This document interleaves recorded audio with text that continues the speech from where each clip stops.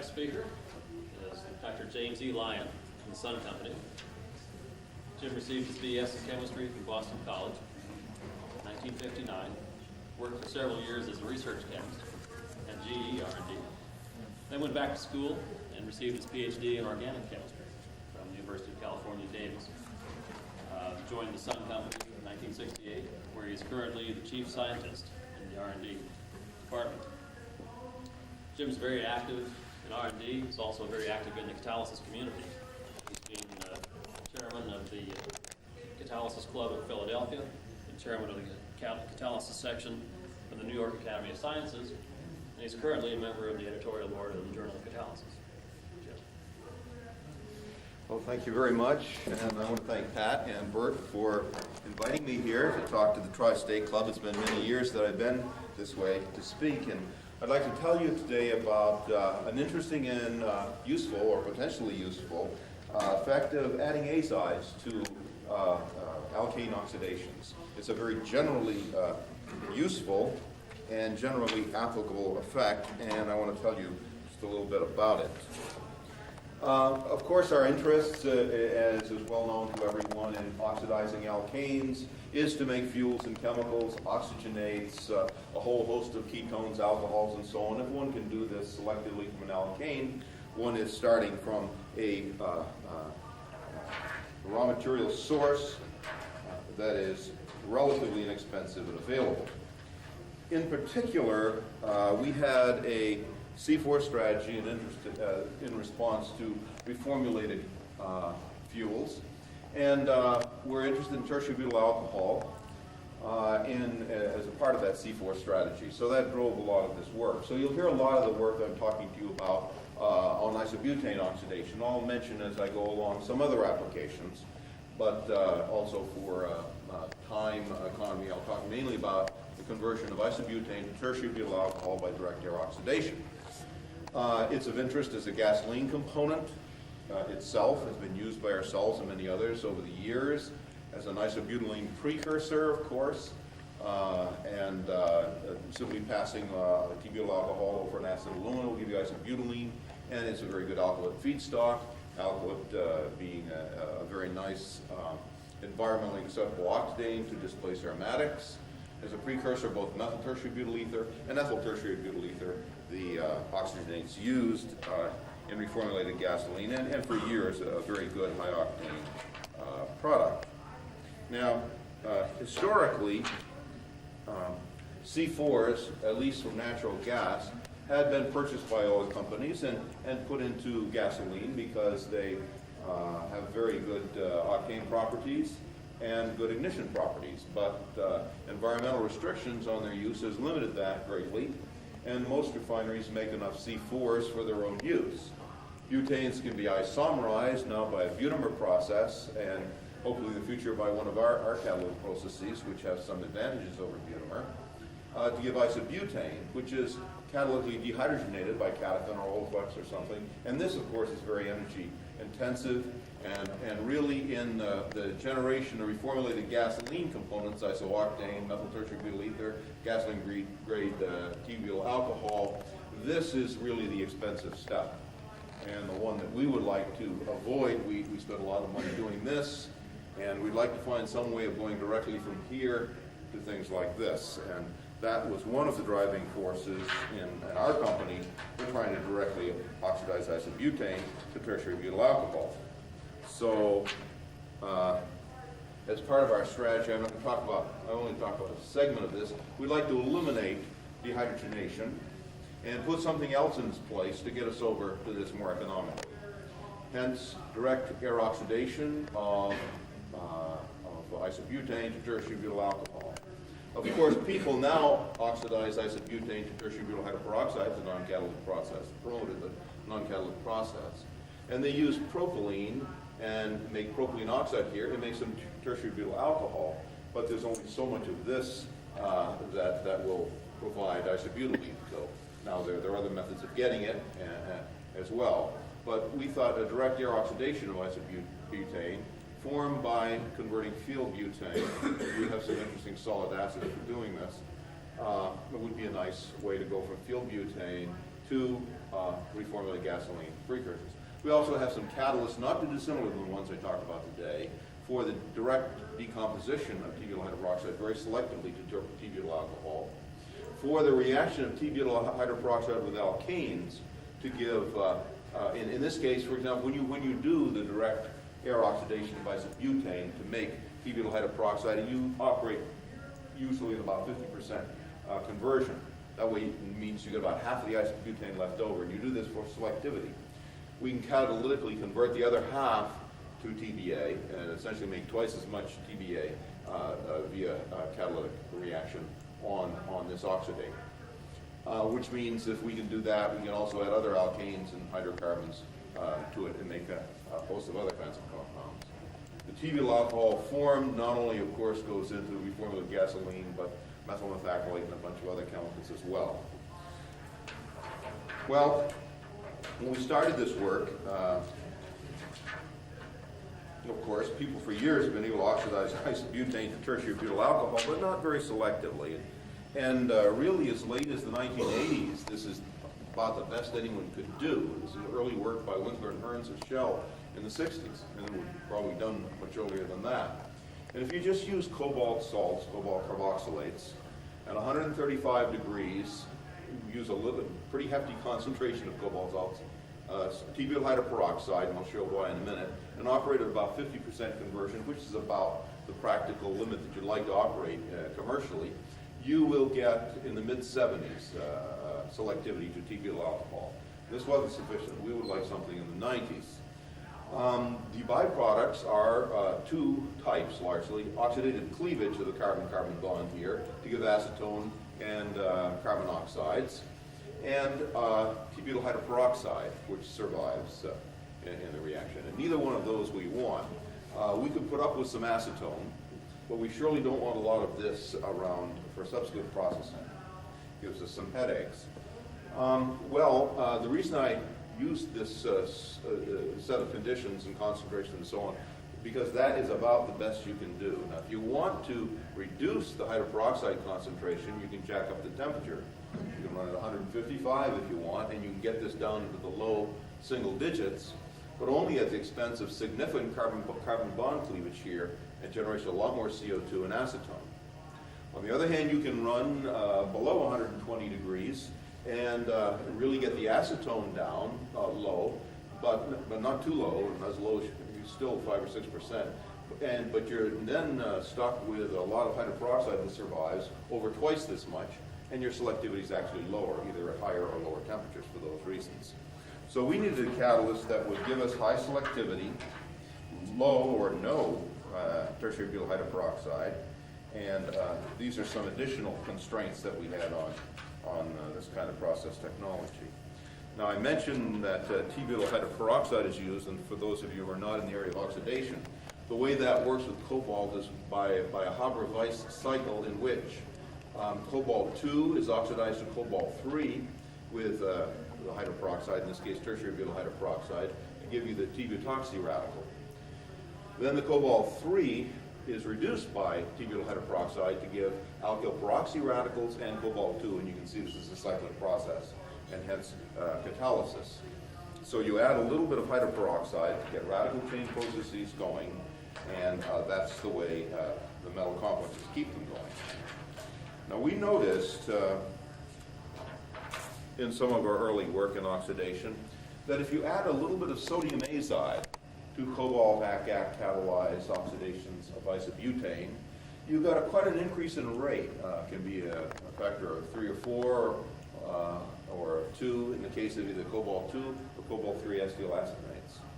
You just need the addition of a little sodium azide. This is the number of moles of product formed per mole catalyst used in the time period, which was short, and these are low conversions, but you're still getting a lot of tertiary butyl hydroperoxide along with your TBA. Nonetheless, it was of interest to us because we would like to get the maximum number of turnovers possible to get the throughput we would like. And we thought this was curious and interesting, so we said, well, let's just take all of the sorts of complexes we're using to oxidize alkanes and throw a little sodium azide in. If it worked for that, maybe it would work for them. And sure enough, it did. We were using a bunch of heteropolyacids as oxidation catalysts. And these were particular heteropolyacids in which, these are phosphotungstates here, of the Keggin structure, which is a soccer ball type structure material. And we have ways of putting in, patented ways that you can read about, of putting oxidation active metals into them, into the framework of the Keggin structure, irons and cobalts and mixtures of thereof, and manganese, vanadium, and so on. And they're pretty good oxidation catalysts. And we notice, however, as you can see, you get quite a number of turnovers to TBA when you use them for the oxidation of alkanes under modest conditions of temperature and pressure. But you'll notice when you add a little sodium azide, this is co-catalytic, either equal molar or slightly more, but certainly not stoichiometric relative to the transformation that we're doing. A little bit of sodium azide and get rather enormous increases in turnover number. So this seems to be a fairly general phenomenon. I'll just quickly show you, although I don't want to take too much time at this point. This just shows we do the same thing with propane. And here we make a mixture of isopropyl alcohol and acetone. This is phosphotungstic acid, which has very poor catalytic activity. This is a mu-oxo tri-iron hexacetate, and we can make mu-oxo tri-metal bridged hexacetates. And at certain pHs, the top pops off the Keggin ion and leaves you with a W9 compound instead of a W12 compound. And so we just take these metal complexes that are mu-oxo bridge. Wilkinson made them years and years ago. And just pop them right on the top, and they fuse the Keggin ion with three metals. Then sometimes, depending what you want to do, you can randomize those, or you can just leave them as a cap. So we use these as catalysts. But anyway, for the purpose of this talk, you find that in this case, for propane oxidation, you see, fourfold, you get increases with the addition of azide here too. Here are some higher temperature ones and some lower temperature ones, which is why these are lower turnover numbers than these. So it's a general phenomenon. And going back to my last slide, I want to point out one thing, however. We're not troubled with hydroperoxides with propane because isopropyl hydroperoxide is so unstable. But you can see, again, although we're getting added rate, we're still not getting very good selectivity for tertiary butyl alcohol. We're taking isobutane to TBA. And that's really because we're leaving so much T-butyl hydroperoxide unconverted. And I had mentioned that this is something we want to avoid if possible. Heteropolyacids aren't the only thing we can use. We can use, of course, the corresponding potassium salts. We have to use a polar solvent, of course, to run these in. I think these were done in acetic acid. But you can see here, without added azide, modest activity, very high activity with azide. So just putting in azide, although I shouldn't say it's a little more than that, we actually make complexes. We're not quite sure the nature of the complexes, but there is a reaction between sodium azide and the Keggin ion, and you make a material in which you can see azide stretch in the IR, and it seems to be associated. Or you can just add the sodium azide in situ. It's a little more effective when you make the complex. We had been using phthalocyanado complexes of metal 2, metal 3. And you can see metal 2 manganese complexes are inactive. But if we make the axial azide, manganese 3, we get activity. Chromium 2 phthalocyanine, inactive phthalocyanado. Chromium 3 azide is active. Same way with the iron. The iron phthalocyanine we can't really make an azide complex of. For some reason or other, you can't isolate it, and all you get is the mu nitridodimer, and that is inactive. So there's something special about azide. If you go all the way to something like this, you're not active. But the perfluorophthalocyanoidal complexes, which are more active than the unfluorinated materials, the azide is very, as you can see, active. And lest you wonder if the real reason is going from manganese 2 to manganese 3, we can make the iron 3 fluorophthalocyanine chloride, and you see that's not nearly as active as is the corresponding azide, again a factor of whatever that's 4. and you just add a little sodium azide to the chloride, and you get activity. So this is a real effect. It's very general, and see, I have slides here showing that this very same thing happens in oxidizing propane to IPA and acetone. Well, we had been looking for a number of years at substituted porphyrolyl metal complexes as oxidation catalysts. And we've done an awful lot of work in finding new ways to make porphyrins. We can make porphyrin yields multiples, 3, 4, 5 times higher than most people can. And we've been trying to get the price of porphyrolyl metal complexes down because they're such darn good alkane oxidation catalysts, but we can't afford them. So, of course, the thought is, well, let's throw a little sodium azide or make the azide, oxyl azide substitute metal porphyrin complexes. Maybe we increase their efficiency and therefore make them a little more economical. Well, the kind of porphyrin compounds that we use are ones in which there's severe electron withdrawal from the porphyrin ring. As you'll see, this greatly increases the iron 3,2 reduction potential and enhances oxidation activity. Withdrawal occurs from the meso positions. Z, tetraphenylporphyrin is a common porphyrin that people have used to make metal complexes of for a variety of reasons. We can totally fluorinate all of the CH bonds in the phenyl positions here, or we can just put an electron withdrawing group there, like a fluoro or a nitro or what have you, or a CF3 or whatever it may be. Similarly, out here in the pyrrolic or beta positions, we can put halides and other electron withdrawing groups. And we've done that, and we've made very good alkane oxidation catalysts. And just to review here, you can see that as you, if you take tetraphenylporphyrolyl iron chloride, there's really no catalyst at all under mild conditions. And that's this right here. But if you substitute 8 of the CH bonds with chlorine, you suddenly get activity. This line here is oxidizing isobutane to TBA, tertiary butyl alcohol, and this dotted line is oxidizing propane to isopropyl alcohol acetone mixtures, and these are the turnover numbers that go with the dotted line and these with isobutane. But in either case, you see the activity goes up, up, up. You put 12 around, you get more active.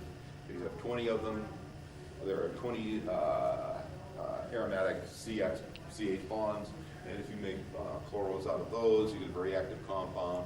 If you substitute all of the CH positions around the pyrrolic positions, 8 of those with bromines, you get one more active still. So you can see that these chlorides now they go from very, very low activity to being wonderful catalysts for alkane oxidation. But still expensive, as I said, and we'd like to improve that. I just want to leave one other thought with you, and that is, so far I've been talking about axial chlorides and acetates and so on. Well, the axial chloride has an effect too. If you try to run these, and I've been showing reactions at 80 to 150 degrees. If you go down around 60 degrees, 40 degrees, and so on, the chlorides are not very active. But the corresponding hydroxides, you can see this, are active. And this is the same series I just showed you for oxidizing isobutane, which I see I didn't put there, or propane, which would be here. And the dotted line again is propane, and the solid one is isobutane. And this relates to this over here. You can see there that we get very good activity, equal or better. You get very good activity, the hydroxide now at 60 degrees C. And you wouldn't get very much activity at all with the chloride. I just want to point that out because this will be something that would be of interest later. As I mentioned, you certainly don't want to stick with halogens like bromide or chloride, which would be here. This is sigma constant versus iron 3,2 reduction potential when groups are put onto the periphery of the porphyrolyl system about an iron. Cyanos are better. We've made a number of compounds with them. They're very good. Nitros are the very best. Nitros in the meso position are wonderful. So there's a whole host of other materials and halogens we can put on there. This shows some results from a little pilot unit, some rather old results. I'm not at liberty to give some of the other kind of compounds, but here are the ones that have halogens on them. And you can see now quite a few turnovers. Under these conditions, we're getting 15 to nearly 30% conversions, selectivities of nearly 90% or so. So we're getting close. We'd like about 50%. Some of our better compounds in 3 hours are giving us in the neighborhood of 40 to 45% conversions down, 90% selectivity. But we can still do better, and as I said, with something as expensive as the macrocyclic compounds that we're dealing with, we like to give them every bit of help possible. So what happens with the porphyrinosyl metal complex and azide? Well, here are some runs at 80 degrees with some unsubstituted tetraphenyl porphyrinosyl DPP complexes. And it's very interesting. You see the iron chloride is inactive, the azide's active. If you photolyze this azide, you can make the nitride, it's inactive. The manganese chloride active, inactive, azide active, and nitride inactive. Then with chromium, chloride active, chloride inactive, azide active, and nitride inactive. Very clean. These aren't very high activities, but it's very nice to sort of see that clean relationship. If you go to the tetrakisphenolfluorophenyl complexes, you will notice that the same sort of thing holds true if you go to low enough temperatures. At high temperatures, of course, the chloride is indeed active. At room temperature, the chloride is inactive, the azide is active, nitride inactive. With the, at 40 degrees, the same thing is true. The manganese complex, the chloride, even at 80 degrees is inactive, but the azide is quite active. A rather remarkable thing for which we have no explanation and are still considering and wondering about. Manganese 5 nitride is active. I have no idea what this reaction is like or what's going on. But there is no azide stretch in this thing at all. You can't see this is leftover because it was made from the azide. So I have no idea why that's active. It's the only nitride that we found that's active. The chromium chloride inactive, azide active, nitride inactive. And very similar things are found for the more highly halogenated materials. Here you have a chloride that's inactive, azide that's active, manganese one, inactive, active, and so on. So this is a general phenomenon. If we want to increase the activity of these metal complexes, just substitute the chloride for hydroxide, it makes it better. Substitute hydroxide for azide, it's better still. Won't bore you with there's propane and pentane. Here's an interesting one. This is normal butane, and it goes and gives you a pretty good yield of C4 products. Cobalt catalyzed reactions at more elevated temperatures give you largely quite a mixture, but you don't get the C4s, you get mainly cleavage, and we get quite a bit of cleavage here. But you get a lot of MEK, it's a major product, and quite a bit of secondary butyl alcohol. And you can see, I'm sorry, this is a beta, not a little b. You can see this is in the chromium complexes seem quite good for butane oxidation. The chloride in benzene barely is active. In acetonitrile, it's fairly active, but it takes 20 hours to get over 1,000 or so, 1,500 turnovers. In 5 hours, you only got 50 or 60. Whereas the azide complex gives you 650 turnovers in a couple hours, and acetonitrile, it's even better. You're getting in 3 hours what takes you a day to get with the chloride complex. So again, the azide is good. It's, if you're wondering, it's not just a difference in induction period, although there is a difference in induction period. Here are some kinetic scans from that particular, one of those runs in that table that I just showed you. And there is a bit of an induction period, which lasts an hour or so, if you're doing this in the batch mode. And then after that, a very rapid reaction, which in less than an hour is complete in the oxidation of normal butane to MEK and the byproducts that I showed you in the previous slide. As I mentioned, hydroxide is better than chloride. The chloride can appear to be inactive unless you're very patient, because it has quite an induction period. Hydroxide is okay, but it still has about a 3.5 induction period. And you see once it gets going, the slopes of the rates are much slower. So there are multiple effects at work here. Also, in the spirit of trying to get a cheaper catalyst, we considered shift bases very seriously and worked on them pretty hard. Certainly, Lyons would be a lot cheaper, and we use the chloride. But you can see the iron 3,2 reduction potential is very, very low, and you would expect it to be with catalysts. It's even worse than porphyrin compounds, and there's no catalyst at all. We chlorinated the thing all around, and we still don't get a positive iron 3,2 reduction potential. And things that don't have that haven't historically worked well, and this didn't either. We nitrated, and now we have a positive iron 3,2 reduction potential, but this thing is a rock and is insoluble in anything. Harry Gray and his group recently published this one, which is sort of interesting. It is a chloride. He lists a nearly 0.2 volt positive reduction potential. We use somewhat different supporting electrolytes, electrodes, and even solvent systems than he does. It may explain the difference. We don't get such a high iron 3,2 reduction potential for this compound, but nonetheless it's higher than any of those, and it's soluble at virtue of the fact of these anti-phenyl groups out here on the ethanol position of the macrocycle. So we thought this would be a very interesting one to try. The Gray group, when we did olefins, it mentioned briefly 2-methyl-butane, I think, but didn't give any real results. So we wanted to stack those up against our porphyrins, and you see that this is diphenyl dinitro ligand. And you see in benzene, it's, oh boy, barely active.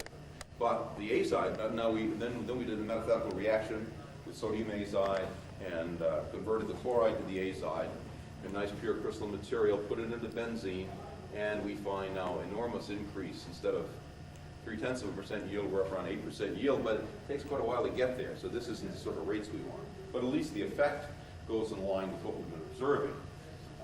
We wanted to see if you just threw in sodium azide to this one, would it be any better, but it couldn't do that in benzene because sodium azide wouldn't dissolve. So we dissolved the sodium azide in acetone acetonitrile, that's a Ca mixture, and then add that to benzene, and this makes a homogeneous solution. And we compare the chloride with the chloride and added azide more than doubles the production of desired product. So the same sort of azide effect happens in the Gray shift base as well. Well, what then, after all of this, and we've done a lot of oxidations, and azide seems to help. So why might this be? Well, if we look at certainly the porphyrins, porphyrins and shift base complexes, it seems that they may follow a mechanism such as this. The iron, a low oxidation state, iron complex adds oxygen to make a superoxide, which reacts with another iron 2 to make a mu peroxide, or mu peroxidimer. And that has been shown by Balch to cleave very nicely to make the ferrial. If there's iron 2 present, as it would be in a catalytic cycle, the ferrial rapidly collapses with the iron 2 to make the mu oxidimer. And that's the end of that. So we know that happens. There's some inorganic chemistry that is all worked out and will happen. It's not cyclic because everything ends up right there. Position equilibrium is right there. Mansui and co-workers thought that perhaps iron 4-oxo doesn't look like a ferrial, but might really look like a ferroxy radical, something like alkoxy radical with a lot of unpaired electron density out there at the end of the oxygen. And maybe it could abstract a hydrogen from the alkane to make a radical, or at least homolize the bond, whether the radical is dissociated or associated. And then either it rebounds with the hydroxy-iron hydroxide, which is now 3, or hydroxy radical escapes, one or the other. We kind of like this because of these very high iron 3,2 reduction potentials that are necessary to do these odd oxidations. So whether or not the alkyl ROH forms right here by rebound, or whether radicals leak into the system and initiate odd oxidation, nonetheless the reaction goes and is catalytic.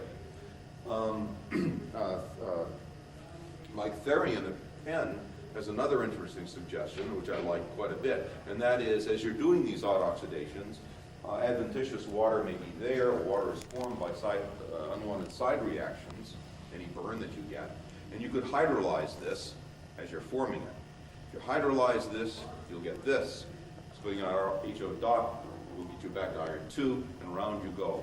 The main thing is you have a way to get around the cycle, either this way, this way, this way. However you get around, you get around. So what you've got is a living initiator. You're not relying on simply the radical chains to simply carry it and then poop out whenever they will, depending on the length of the chain. You have a metal that is acting as a living initiator, so you get rapid generation of high radical flux and good reactivity. You also get something else that's very important to us. If I didn't mention it, I need to do so right now. You make virtually no T-butyl hydroperoxide when you use the porphyrin compounds, and very, very little when you use the shift bases, but you do get significant amounts of shift bases. And that goes along with their ability to decompose hydroperoxides. These compounds are very rapidly, most metal complexes will decompose hydroperoxides, and very rapidly. So in very dilute solution, these are micromolar solutions. Iron ACAC, when that's very, very low, you can see even the TPP will decompose T-butyl hydroperoxide rapidly to the alcohol and oxygen. Put a little fluorine around it, it goes fast. And these perhalo ones are very, very fast. So the nitrohalo ones are even faster. These things are certainly, they're competitive with the naked nickel, naked palladium we heard of. They're competitive with catalase enzymes. We're getting hundreds of cycles per second, which is going at a pretty good rate, about as fast as you can go with homogeneous catalysis and know it. And probably same reason. This is the Haber-Weiss cycle we wrote earlier. You get iron 3 being iron 3 being reduced to iron 2, and this might be the slow step. So you need a higher N3-2 reduction potential. Make this go rapidly. Iron 2, hydroperoxide, oxidizes it back to iron 3, and around you go. In the process, alkyl peroxy and alkoxy radicals are being formed catalytically. They are really the catalysts for the conversion of hydroperoxide to alcohol and oxygen.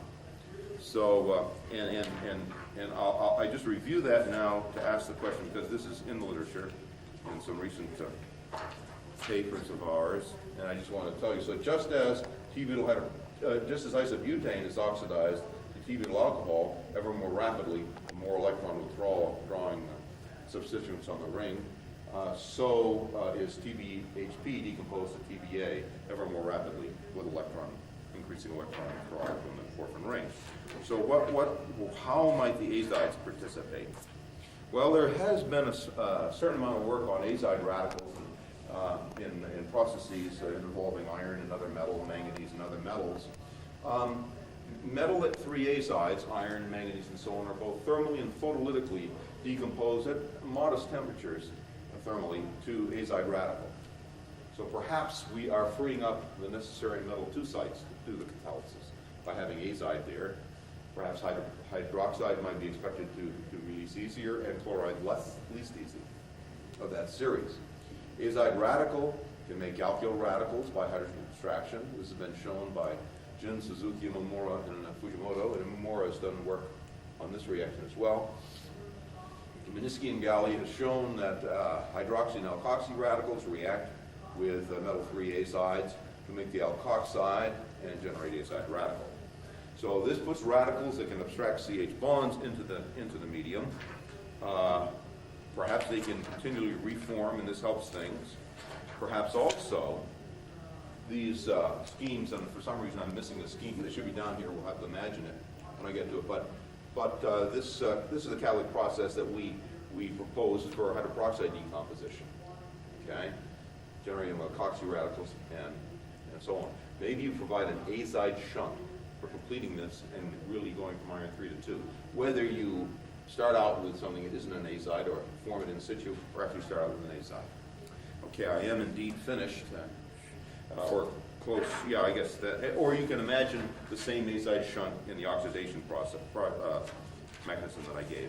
So really, the conclusion is that the oxidation of alkanes generally, using metal complexes as catalysts, can be stimulated by adding azide, very small co-catalytic amounts, or it seems to be better when you can do so to make an azide complex rather than a chloride, acetate, hydroxide, or what have you.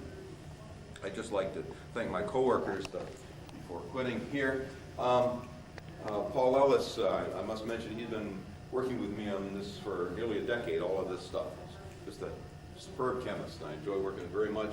He's responsible for certainly more than half of what I talked to you about. Then we've had a wonderful association with Harry Gray and his group at Caltech. And in his group were Eva Birnbaum, Jimmy Cowan, Mark Reinstaff, Julia Hodge, Maureen Hughes, and Jay Labinger, and that was a very fruitful relationship as well. And I want to thank the rest of the Sun people, including Harry Myers, Walt Seitzer, Shahid Sheikh, Wilbert Tsao, Tilak Wijasekara, who together with Paul Ellis have done magnificent porphyrin synthesis, things we couldn't have, things that were unknown and unavailable to us, and doing a wonderful job on making porphyrins complexes at maybe 5 times the yields that are available now to people. And also Doug Ridge, I went by his name. He did a lot of very good gas phase and electron affinity studies that I didn't have time to talk about. I want to thank all of them and you for your kind attention.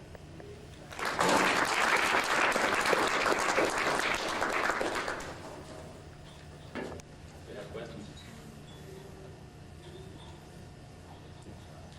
You had one manganese nitride compound or something that was active.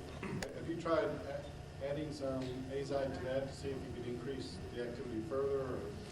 No, I guess I haven't. You know, we haven't really done a lot of work with that. We want to go back and investigate it. Its activity was not, we're sort of driven by considerations of very high activity and turnover numbers and so forth and so on. That was high in that group, but we've gotten so far beyond that. And it was an unusual case. We didn't see it in either the perhalos, the nitros, or the non-halogenated ones. It was just this one particular compound. And it's one of those things I've meant to go back to, but I have looked for that activity in nitrides made deliberately in other systems and not found it. So I have no explanation for it, but there it is. We repeated it a number of times. We saw it. We ascertained that it was not an azide. There was a nitride, but beyond that, how it works, I don't know.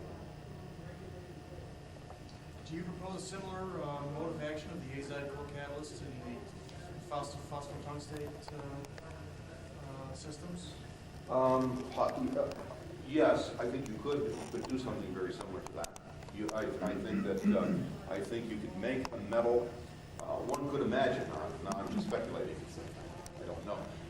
Well, I would have to look at the spectroscopy, but you could imagine the iron-oxygen, let's say iron-oxygen metal bond, whatever it might be, tungsten or iron, and breaking with reaction of sodium azide, and then putting azide on one metal, presumably nitrogen, and then have the sodium on the oxygen next to the tungsten.